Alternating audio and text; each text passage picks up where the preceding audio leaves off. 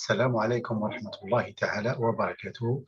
Je me présente, moi, je suis le docteur Zouy Rabah Mourad, maître assistant classe B à l'École nationale polytechnique d'Oran. Je vous accompagne le long de ce semestre pour étudier le cours de chimie 2 portant sur la thermodynamique et s'adressant à vous, étudiants de la première année de formation préparatoire en sciences et technologies. Nous allons voir dans cette vidéo les notions de base de la thermodynamique résumées par un plan structuré comme suit.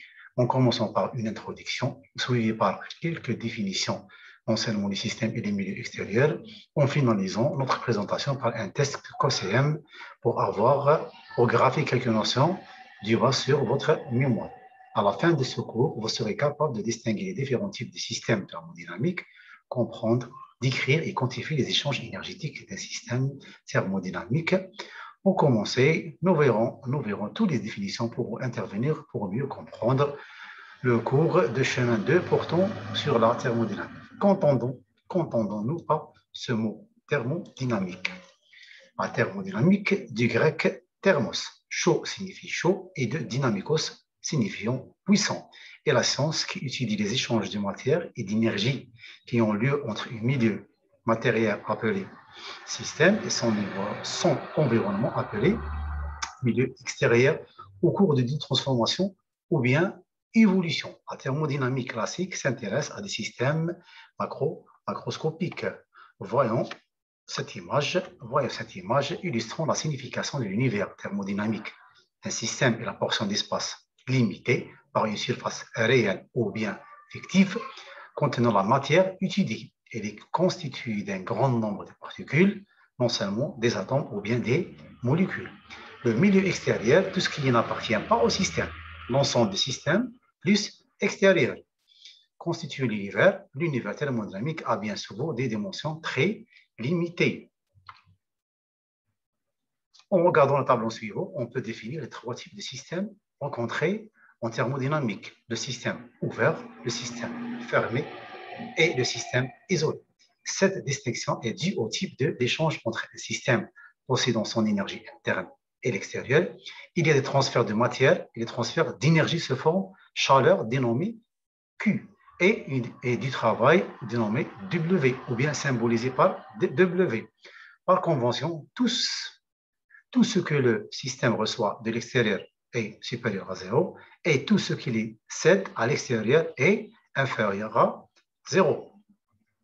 Voyons un autre tableau qui désigne une classification des systèmes fermés et résumé dans le tableau suivant.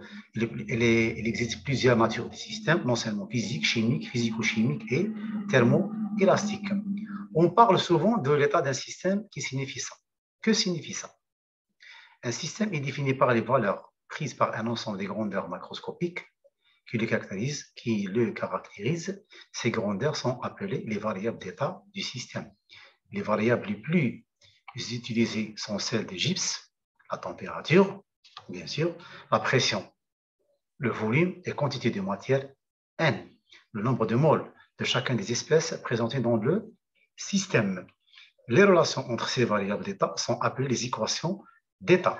Pour mieux comprendre ces variables, on est obligé de passer par quelques prérequis fondamentaux résumés par dans la vie courante, on utilise l'échelle de la température θ en degrés Celsius, mais en thermodynamique, il est nécessaire d'adopter une échelle de température absolue, T exprimée en Kelvin, symbolisé par K. On a par convention que le 0 degré Celsius, c'est 273,15 Kelvin. En rappelant que l'unité de pression dans le système international est le Pascal, qui est le newton divisé par le mètre carré, c'est une force divisée par la surface sur laquelle elle exerce. Un autre unité couramment utilisée est le bar, tel que le 1 bar est égal à 10 à la puissance 5 Pascal. L'atmosphère, unité de pression de moins en moins employée. Un atmosphère est égal à 1 bar est égal à 101 325 Pascal, est égal à 760 mm de mercure. Ces variables caractérisent un système et sont de nature. Les variables d'état extensif sont proportionnelles à la taille du système, concernant la masse, le volume, la charge électrique, quantité de la matière, système d'énergie. Elles sont additives. Les variables d'état intensives sont indépendantes de la taille du système, la pression, la température. Elles sont non additives et sont définies en chaque point du système. Le rapport de deux grandeurs extensives donne une grandeur intensive comme l'exemple suivant. La thermodynamique fait aussi intervenir aussi la notion de fonction, des fonctions générales, des variables qui sont des fonctions d'état et d'autres qui ne sont pas des fonctions d'état. La variation des fonctions, à titre d'exemple, la variation d'une fonction d'état f définie par un ensemble de variables d'état au cours d'une transformation entre un état initial E1 et un état final E2, comme le montre l'image, ne dépend que de l'état du système des états initiaux E1 et final E2, et non de chemin suivi. Nous notons que delta f, c'est la différence entre l'état final et l'état initial, l'évolution totale de la fonction d'état f et sa variation pour une transformation infinitésimale. Autrement dit, c'est portion en portion, ou bien en suivant d'une sommation des petites portions. Ou bien, notre définition, c'est un état initial et un état final très proche. Et noté df, ce n'est pas la dérivée exacte totale, mais dérivée exacte partielle. Une variable f n'est pas une fonction d'état lorsque son évolution entre deux états dépend de chemin suivi, le travail et la quantité de chaleur.